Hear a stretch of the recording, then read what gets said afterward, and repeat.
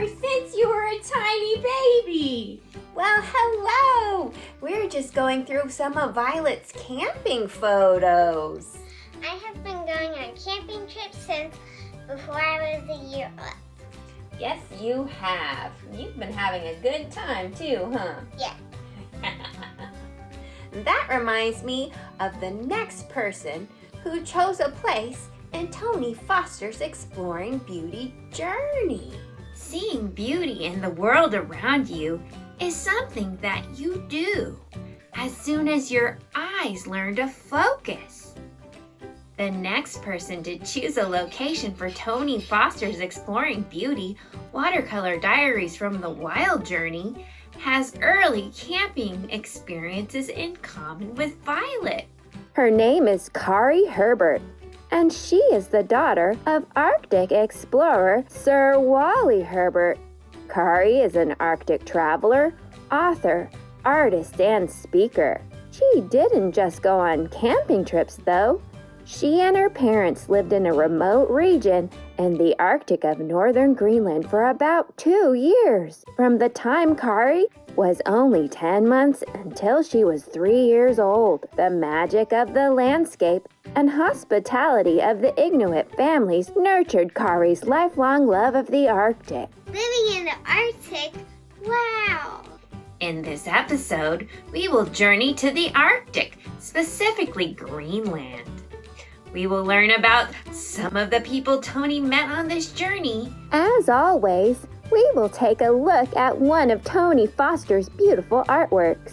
Meet some creatures that make Greenland their home, and look at what's happening to Arctic icebergs as our Earth's temperature rises.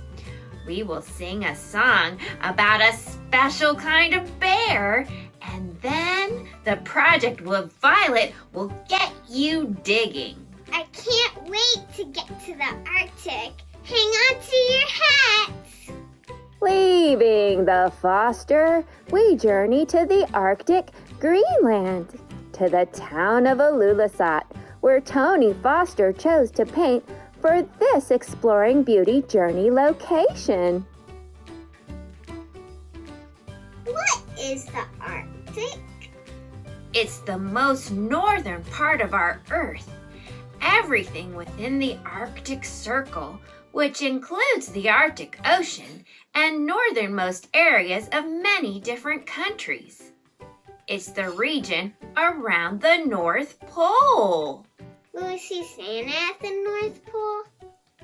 Not this journey, Violet. We're going to a part of Greenland that is north of the Arctic Circle, but south of the North Pole. Greenland is the largest island in the world. To give you an idea of the size of Greenland, it is 5 times larger than the state of California, home of the Foster, and where Violet is from. It is just over 3 times larger than the state of Texas, where I'm from, and 9 times larger than the United Kingdom, where Tony Foster is from. It is a beautiful and cold place with below freezing temperatures almost year-round and lots of ice and snow. I want to know about the people who make this place home. Greenland's climate may seem unforgiving, but people can be hardy. Much of the indigenous Inuits' diet comes from sources they can hunt for, like meat and fish. Fresh fruits and vegetables are hard to come by as the growing season is short.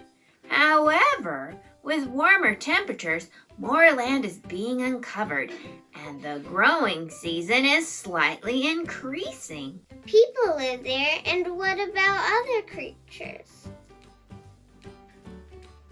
Something just swooped in, small but mighty. Who swoops and flies?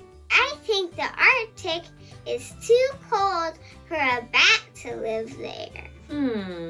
Perhaps some sort of bird? Yes, it is the Arctic tern, a small bird that is about 12 inches in length. so almost as long as 2 of your feet, Violet. Its wide wingspan is double its body length, and this Arctic tern is powerful enough to fly long distances. It migrates 50,000 miles from the North Pole to the South Pole and back again every year. Why do they fly such long distances? 3 reasons: food and a place to breed and then raise their young. They rear their young in Greenland. It's about the summertime, and after the young are grown, the Arctic terns leave Greenland and head south. They make a pit stop in the middle of the Atlantic Ocean, and for about a month, they eat their favorite food, small fish.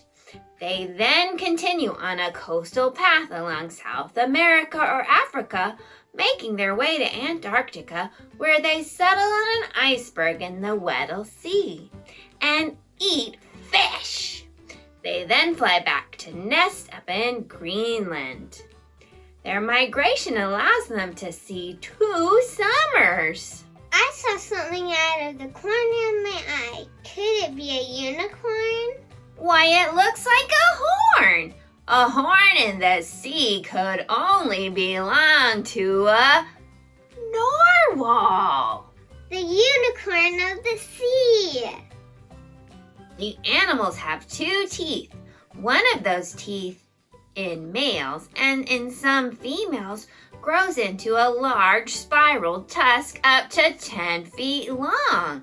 It's the length of 2 bathtubs, or 2 Annas in a bathtub. The tusk's purpose is not well known. Scientists believe it may have something to do with impressing females or fighting off other male narwhals.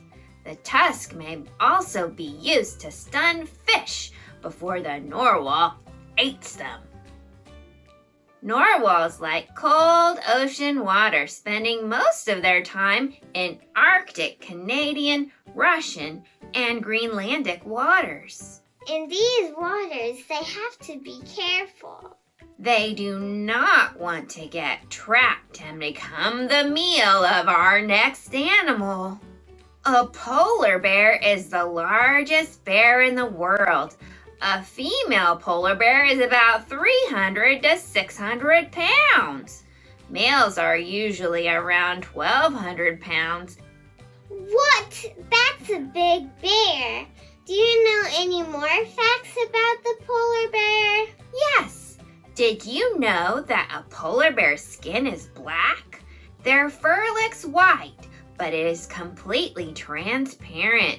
Their coat is very thick, so thick that you cannot see the polar bear's skin, and cold Arctic waters cannot penetrate it. The fur keeps them warm and allows them to camouflage themselves when they are out on ice floes. Let's sing a song about polar bears. Polar Bears, sung by Anna and Violet! Polar bears are the largest of them all. Grrr! Polar bears are the largest of them all. Grrr! They're a great land carnivore, a fact you simply can't ignore. Polar bears are the largest of them all. Grrr! They have paws that leave huge paw prints in the snow. Show us your paws. They have paws that leave huge paw prints in the snow. Show us your paws. Wide like snowshoes, their paws get them across the snow. They have paws that leave huge paw prints in the snow. Show us your paws. Their skin is the same color as their nose. Scrunch up your nose. Their skin is the same color as their nose. Scrunch up your nose. Underneath the fur that's bright, their skin is black as night. Their skin is the same color as their nose. Scrunch up your nose. Polar bears are the largest of them all. Grrr! Polar bears are the largest of them all. Grrr! They're a great land carnivore, a fact you simply can't ignore. Polar bears are the largest of them all. Grrr! Polar bears are losing their territory as global temperatures rise and the ice melts.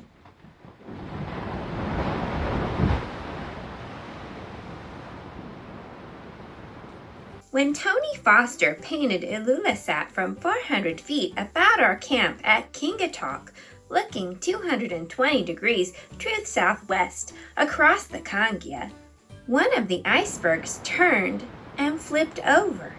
It caused a huge tidal wave, washing out boulders and stones. Tony painted the artifacts that were uncovered on the beach as his strip of souvenirs. Wow! I see bones and beads and some kind of tool.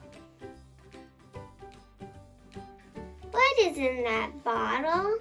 Melted iceberg water. Wow, this makes me feel cold with the blue and purple colors. It feels icy. Perhaps we should warm up with a cup of tea. When Tony was out painting, an Inuit school teacher brought their class on a field trip. They built a campfire and made tea, and they invited Tony to join them. The children made friends with Tony and brought him little presents such as feathers and berries. The icebergs are huge. Yes, they are! And the part underwater that we can't easily see is even bigger. To give us an idea how large these icebergs are, Tony painted a fishing boat, which looks teeny in comparison. How is Tony Foster able to paint the icebergs? Don't they move? Usually they might move by wind and water currents, but in this area there is an underwater ridge that the icebergs catch on. The ridge slows the icebergs, and this allows Tony time to paint the scene. Now that we've learned a bit about icebergs and artifacts, let's do our very own ice dig. This project takes a little time to set up, but once you do, it is a super fun project and worth the wait. Materials you will need: a plastic container that is at least 6 inches by 8 inches, washable watercolor or food coloring, water, artifacts such as shells, toys, beads, and rocks, salt, blunt digging tools. Violet found a rock she could use to chip some ice away. We made sure that she also had some safety glasses and space in your freezer. Step 1. Fill the plastic container with 1 inch of water colored with watercolor or dye and freeze overnight.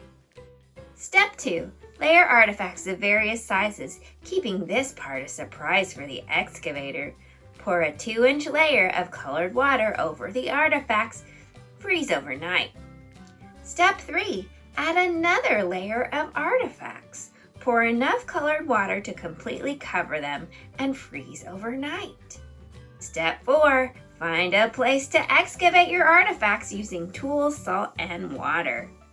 Anna set up this project for me. I am going to excavate this ice to see what artifacts I can find.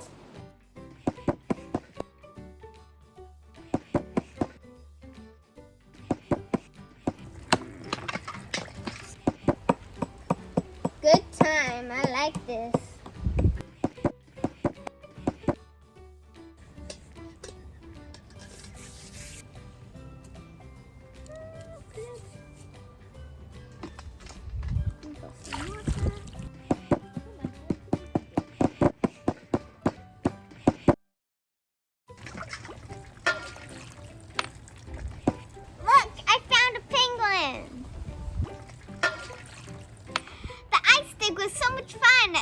for setting up a wonderful surprise.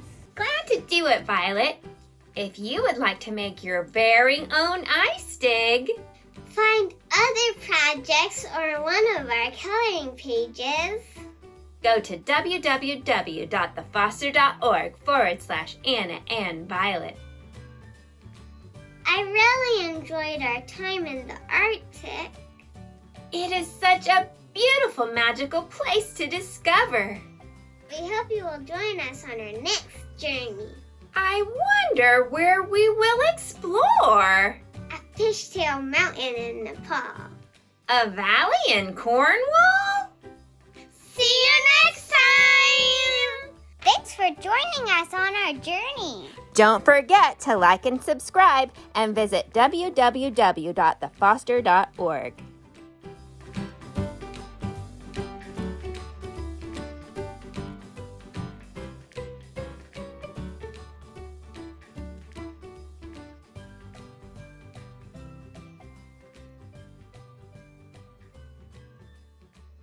So Violet doesn't know, but I made her a special birthday ice dig!